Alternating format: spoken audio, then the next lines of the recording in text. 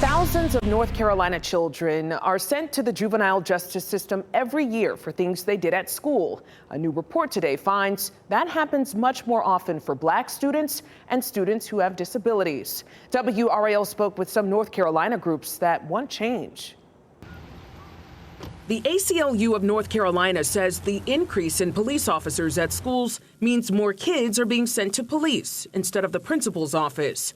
From 2017 through 2023, schools filed complaints of disorderly conduct against Black students 4 times more often than against white students. We have to look at the fact that when there is a SRO officer in the school building and then there is a child who is having a misbehavior, the first thought is, wait, who's going to deal with that behavior? The Education Justice Alliance is one of several organizations calling for the state to spend less on school resource officers. They want more funding for more mental health professionals in schools who can help kids in crisis. North Carolina is short on counselors, social workers, psychologists, and nurses. And I think because as adults who aren't in high school anymore, the biggest thing is we think police equals safety. So if we put them in our school, that'll make them safe as well.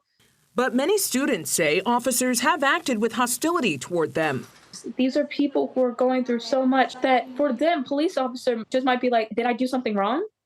Am I a criminal? Because why would a police officer be here otherwise? Captain Leon Godlock represents SROs. He says some aren't forming positive relationships with students, though he does think it's improved.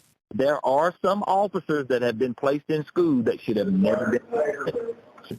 Godlock says schools need officers and mental health professionals. He's referred students to the juvenile justice system in the hopes that they would get help. And national studies have shown enforcement of Black and white students are unequal for the same behavioral infractions. The ACLU of North Carolina has spent more than $100 million in the past 7 years on SROs. However, many of the nearly 2,000 officers are not necessarily funded by the state. They come from local law enforcement agencies or schools. You can find much more on all of this on WRAL.com.